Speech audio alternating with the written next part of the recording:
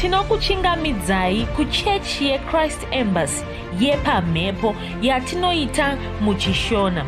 Iko zvino hapachina chikonzero chokupedza svondo rose usina kupinda chechi, nokuti painopindwa unenge usipo, kuda wakanga uri kubasa pakaenda vamwe kuchechi, kuda wakanga uri parwendo, kuda chechi yeChrist Embassy haisati yakuwanikwa kwaunogara, kana kuti unofarira hako kudzidza shoko raMwari nechishona.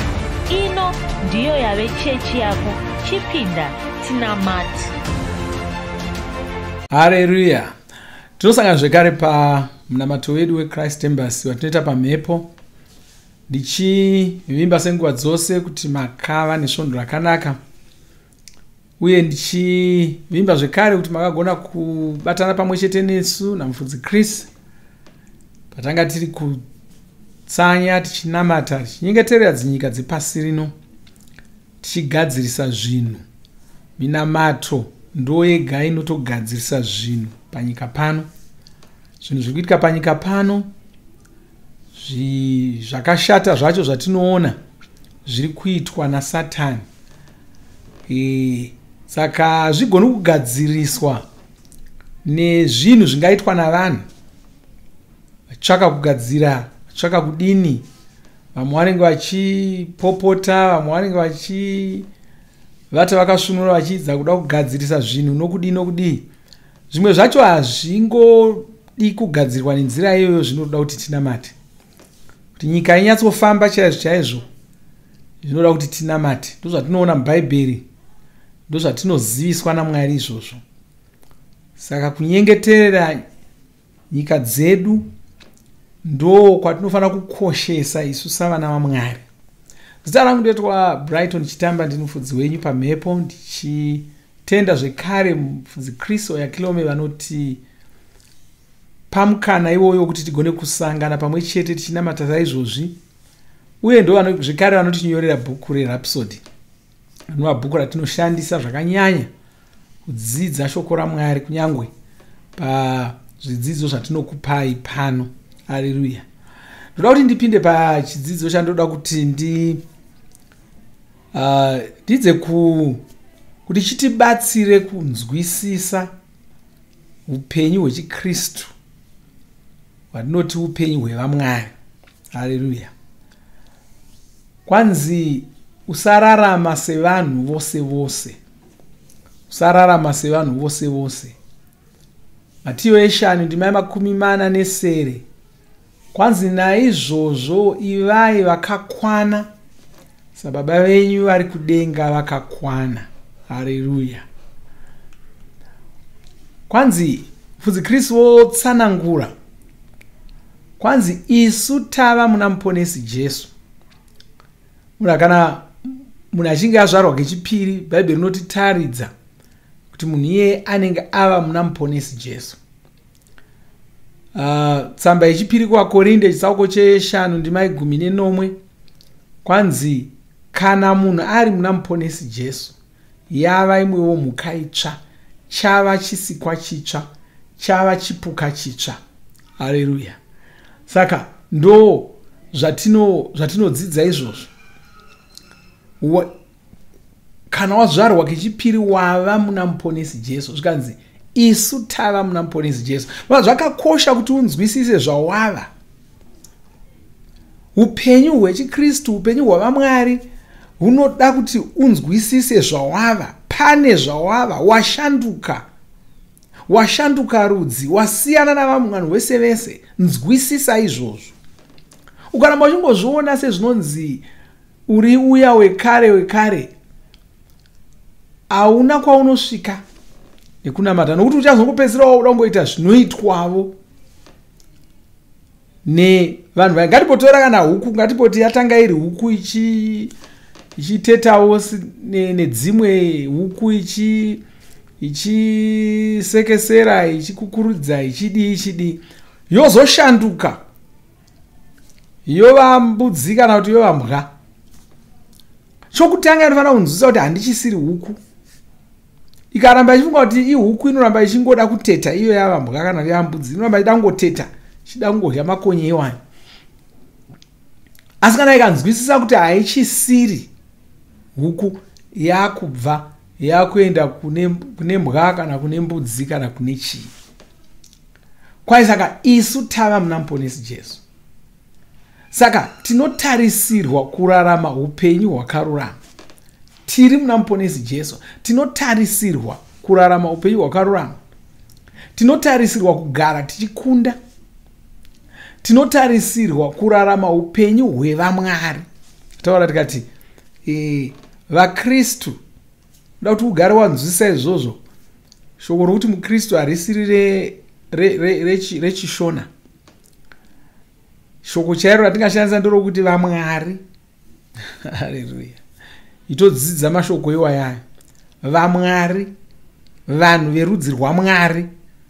Nokuti havakanzi vaKristu nokuti vakaonekwa kuti ndeverudzi rwamuponesi Jesu, ndeverudzi rwaMwari.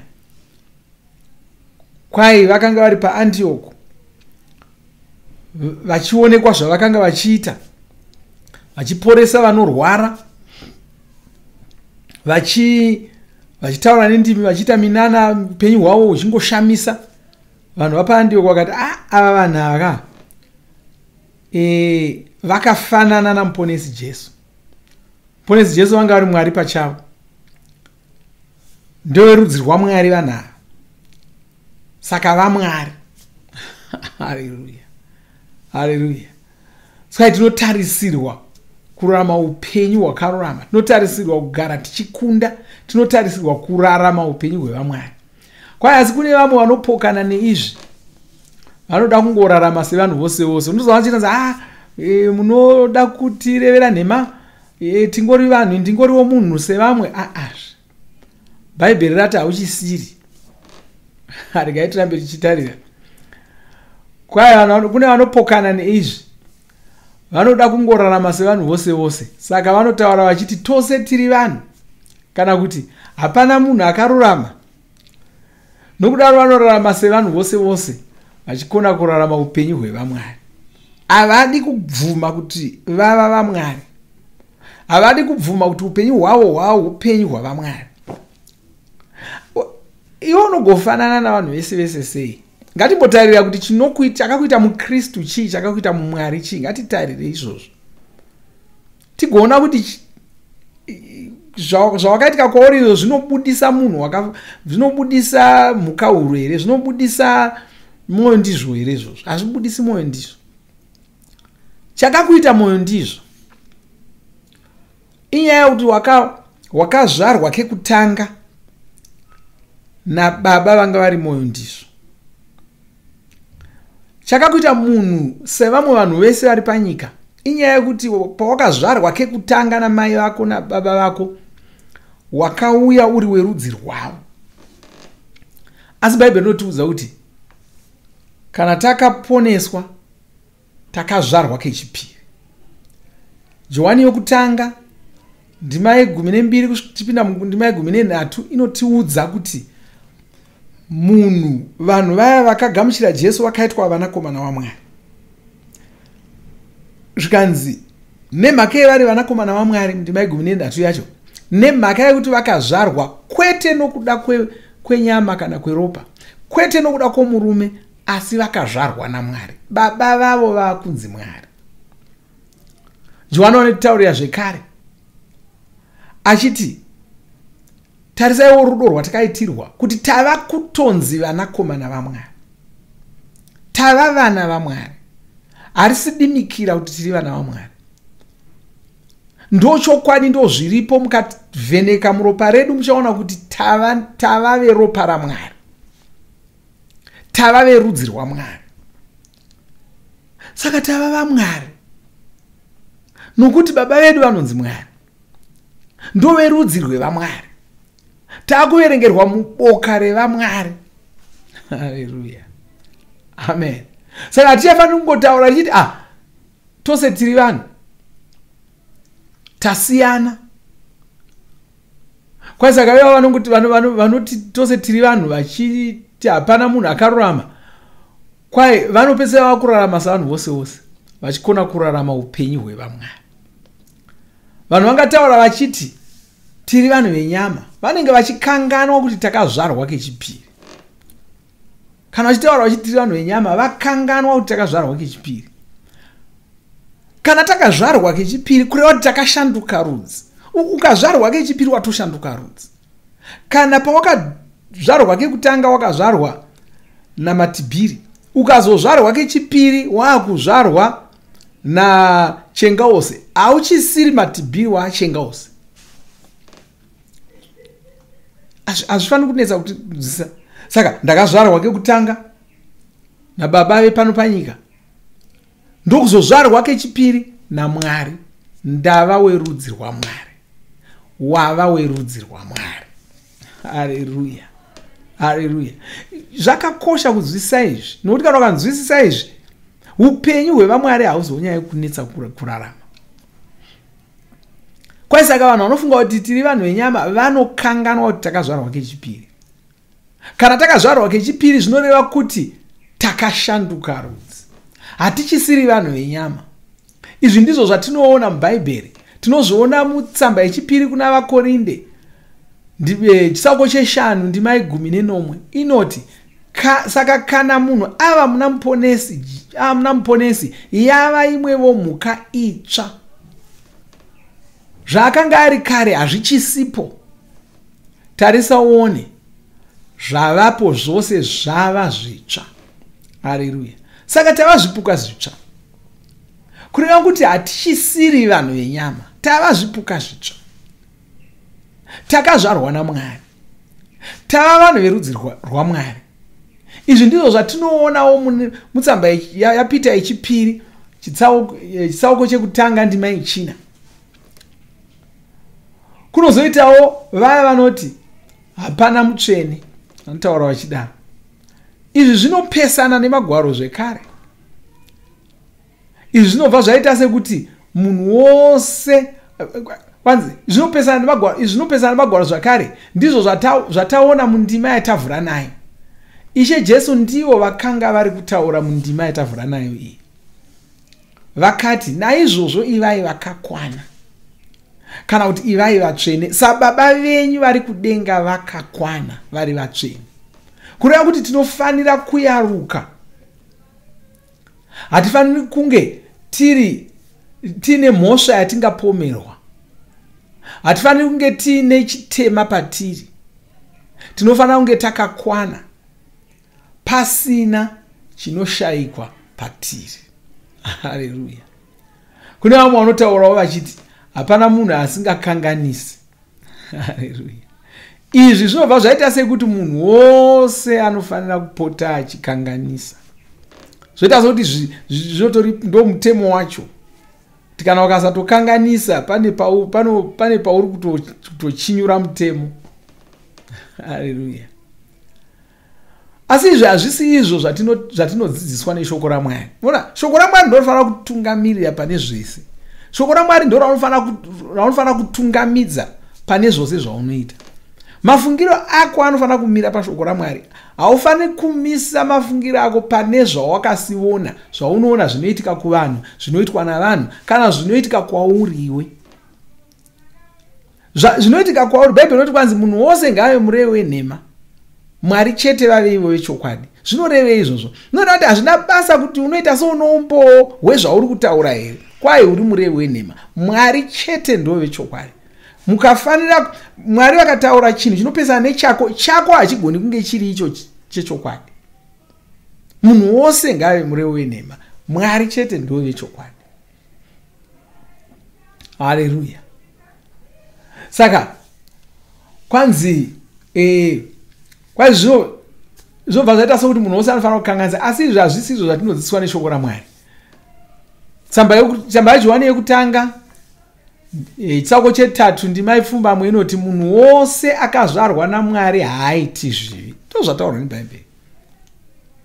Saka ndima inoti mose muri kutadza ndeipi? Haleluya. Kwanzi haleluya. Kwanzi munhu wose akazvarwa naMwari haaiti zvivi, nokuti ndowerudzi rwaMwari. Mwari havatadzi. Iwawo rudzi rwaMwari hauchisina zvivi. Saka haagoni kuita chivi nokuti akazvarwa naMwari. Haleluya. Wava werudzi rwaMwari. Iwe wava werudzi rwaMwari. Wava weropa raMwari. Wava muMwari. Kuda mwangati saka paya pandinokanganisa ndichidai chii chiri kuitika. Inyaya yekuti hausi pane zvinhu zviviri. Uri kukanganwa kuti wava muMwari. Saka wava kurarama semunhu asiri muMwari. Waita sehuku iya yava mbudzi asi inoramba ichingorarama sehuku. Ichikona kuyaruka ichitanga kurarama sembudzi. Saka uri munhu akazvarwa kechipiri asi asiri kuzvinzwisisa kuti wakazvarwa kechipiri. Saka anoramba achingorarama semunhu wekare. Ndo zviri kuita kuti uite zvauri kuita izvo. Ukange uri kuziva kuti hausi werudzi irworwo, hapana chinombozokunetsa chero zvoita sei. Unongozorarama nomazvo. Haleluya. Haleluya. Saka kwanzi wava kugona kusatadza. Wava kugona kurarama mukururama. Asi unofanira kunzwisisa muponesi. Unofanira kunzwisisa shoko ravo reruponeso. Ndiko kuti ugone kurarama semuMwari. Vakawanda vachine mafungiro ekare. Ivo aya avakakura nawo. Vamwewo ndivo vachine dzidziso dzavachakangobatira kwadziri. Idzidziso dzevanhu vakanga vasati vanzwisisa shoko raMwari. Ndo dzidziso dzavakachangobatira kwadziri dzinovaudza zvisizvo. Shoko raMwari ndio unofanira kutaurira chaizvo zvauri. Kwanzi asi unofanira kunzwisisa upenyu hwevaMwari. Upenyu uhu ndehwekururama. VaMwari vanotonga chivi, vanotonga Satani, vanotonga zvinhu zvenyika ino. Havakurirwi nechivi, havakurirwi naSatani, havakurirwi nezvinhu zvenyika ino. Havakurirwi nemiedzo vaMwari. Haleluya. Iwo wawe ropa ramuponesi. Asi unofanira kurarama semunhu weropa iri. Ndo pane nyaya yacho. Rarama semunhu weropa. Ukaramba uchirarama sezvinonzi hausi weropa ramuponesi, ndo panovhiringika nyaya ipapo. Saka zvose zvanga zvichikunetsa zvikutemesa musoro inyaya yokusanzwisisa zvawava. Uchiri kungoda kuramba uchinzichera, ndo pane nyaya. Ndogara ndichida kujekesera vanhu izvozvo. Uchiri kuda kunzi muenda mberi, ndo pane nyaya ipapa. Haleluya. Uchakanyanya kuzvisungirira kuupenyu hwekare, ndo dambudziko rako iroro. Na mwana zoti mweya yemadzinza iri kundinetsa. Inogona kukunetsa sei iwe uchiti unonzi shoko mukanya? Handi wati unonzi shoko mukanya. Kureva kuti hausi kuda kubva kudzinza rako rawakazvarwa kekutanga uri. Buda mudzinza iroro. Nokuti waa mwana waMwari. Wava muMwari. Waa werudzi rwaMwari. Haleluya. Saka unofanira kurarama semunhu weropa raMwari. Ramba kurarama semunhuwo zvake. Tarisa pashoko raMwari. Rigamuchire urishandise pakurarama kwako. Haleluya. Rikaiti namata imoteedzera mashure mangu. Iti ini handisingori munhu wenyama. Ndakazvarwa naMwari. Saka ndava munhu werudzi rwaMwari. Hazvichagoni kuti ndiparadzwe. Hazvichagoni kuti ndibate zvirwere. Ndinorarama upenyu hwekururama. Ndinorarama upenyu hwevaMwari. Mweya Mutsvene vane simba ravakandipa. Iri isimba rekukurira zvose zvandinosangana nazvo. Saka handichadi kurarama semunhuwo zvake. Haleluya. Ndikati wana nguva yekungonamata tichitenda Mwari. Shoko iro richipinda mweya yedu. Oh haleluya. Masobidaria. La dremole stroma jigi bala kosa. La bronda gazilia straka. La bronda makizoshi malibraka dilos marigondia. Baba tinokutendai, tinokukudzai, tinokutenda doko shoko renyu. nokutendai nokuti jekesera zvatava. Ndinyengeterera mumwe nomumwe wabata nini pamunamato uno. Ndinobata kuti meso emweya wake avhurike, nzeve dzomweya wake dzivhurike, agone kunzwisisa chokwadi ichi, agone kunzwisisa shoko iri, agone kurarama semumwari, agone kurarama somunhu werudzi rwevamwari, achikurira zvose zvaanosangana nazvo muupenyu, achikurira zvivi, achikurira zvirwere, achikurira rufu. Baba, ndinokutenda nokurumbidzai. Ndinyengeterera vese vasiri kunzwa zvakanaka, chirayira utano hwakanaka munyama yavo. Ndinomira saJesu iko zvino ndichidzinga zvirwere zvose kubva muviri wako. Ndinodzinga iko zvino ndichiti bvuma kuti wapora. Zvose zvanga zvichikunetsa ndinozvidzingira kure. Zvese mweya itsvina yanga ichikushungurudza ndinoirayira kuti ibve pauri. Chirayira utano hwakanaka muviri mako, urayira kuti uve mutano uve wakagwinya. Haleluya. Baba, ndinokutendai. Amen. Haleluya. Makorokoto ndinokorokotedza, asi hatisati tapedza toda kuti tiwane nguva yekungoimba tichirumbidza Mwari. Shure mazvo tozonamata nevasati vazvarwa patsva nokukuzivisai zvinhu zvakakosha zvatinoda kuti muzive. Mwari vakuropafadzei. Tisangane zvekare musvondo rinouya. Amen. Mune masimba ose munotonga zose, Ishe munotonga neuchenjeri nesimba renyu, mairepo muripo, muchagara muripo, ngarikudzwe zita renyu rinoera. Ishe munotonga ukuru wenyu unoshamisa, ndimi moga Mwari nekusinga peri, muri mutene munovimbika, ngarikudzwe zita renyu rinoera.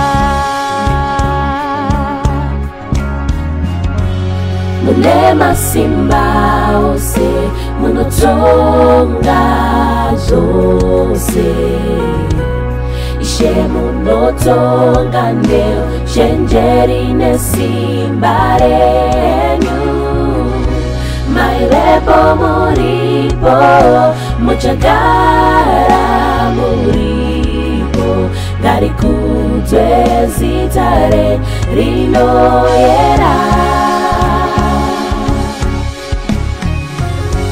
Ishe munotonga ukuru wenyu unoshamisa,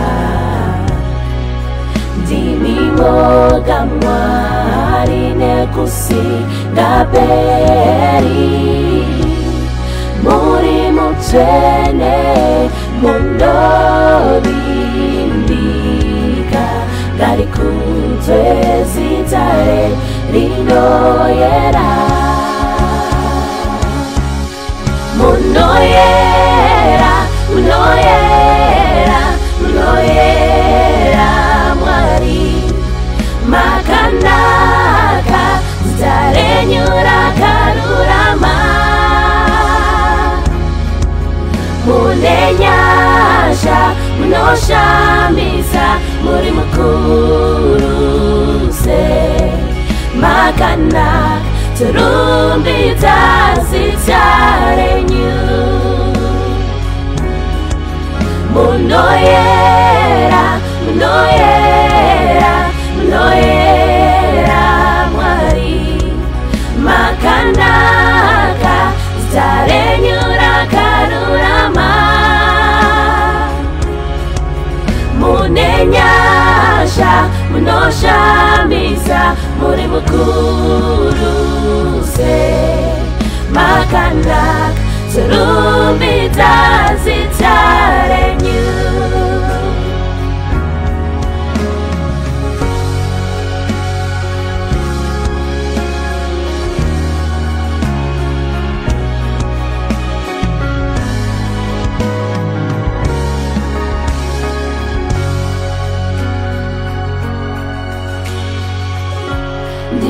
Boga makachenjera baba vane nyasha Munopa upenyu ndimi simba nenovo yedu Shokorenyu itime ranunako nerudo Garikudzwe zitare rinoyera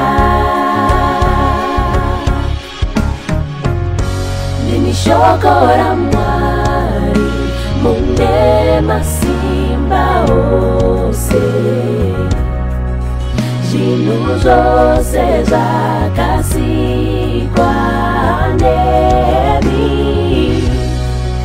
Mamuri mune chiedza noupenyu Garikudzwe zita rinoyera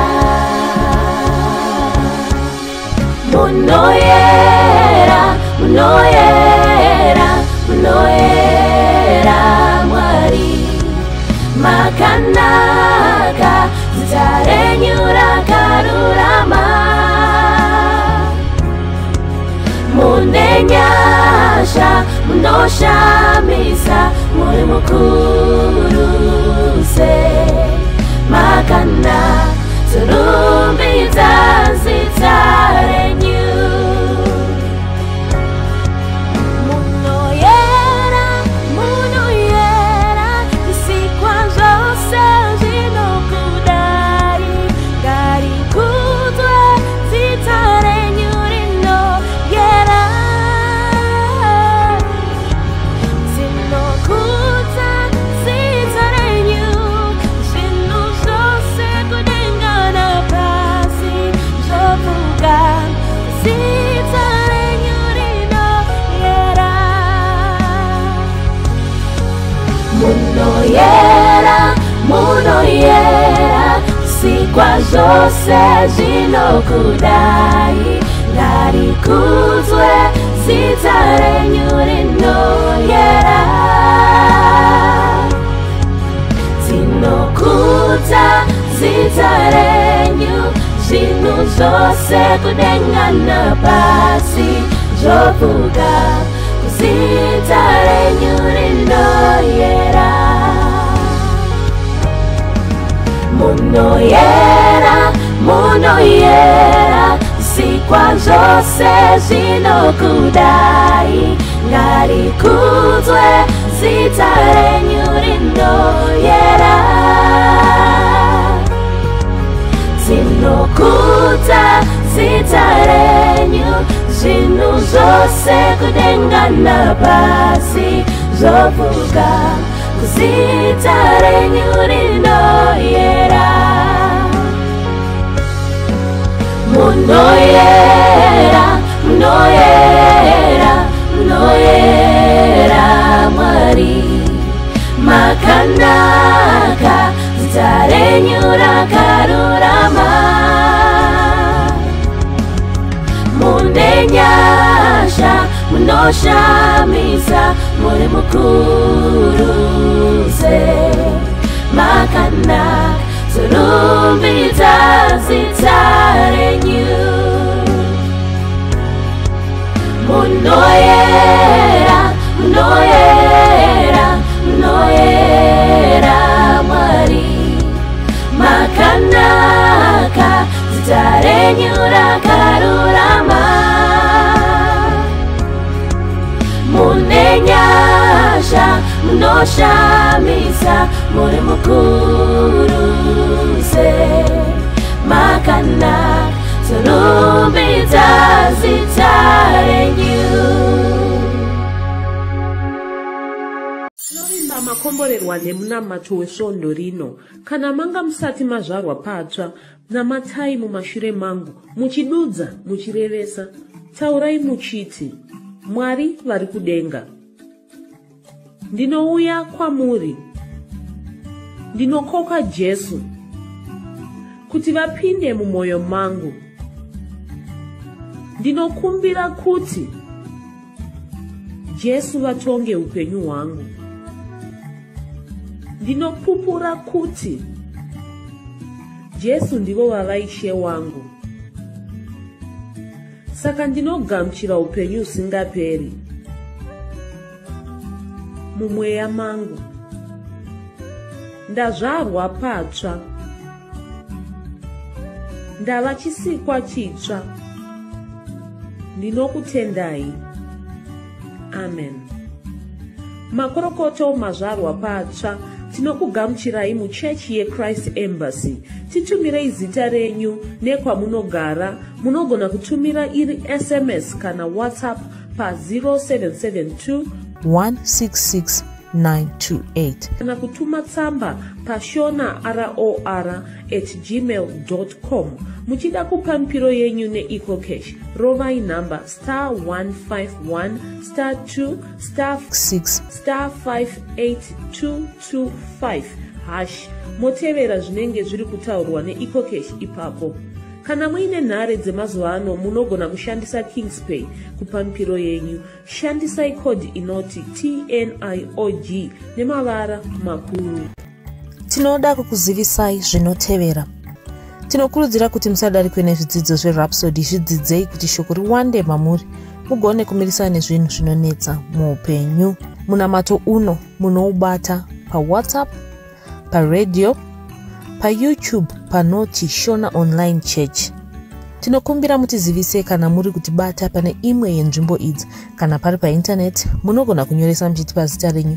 Kana pari pa WhatsApp tinyorerei tigopota tichikutumirai zvimwe zvidzidzo, kana kutitumira SMS pa 0772 166 928. Ivai nesvondo rakanaka.